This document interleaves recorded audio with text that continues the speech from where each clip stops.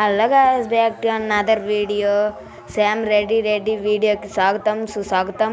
Lucky గారికి వాళ్ళ task ఇవ్వబోతున్నాం. Lucky మేడ మీద నుంచి గెంతపోతున్నాం. లక్కీ రావాలని కోరుకుంటున్నాం. రాంది లక్కీ.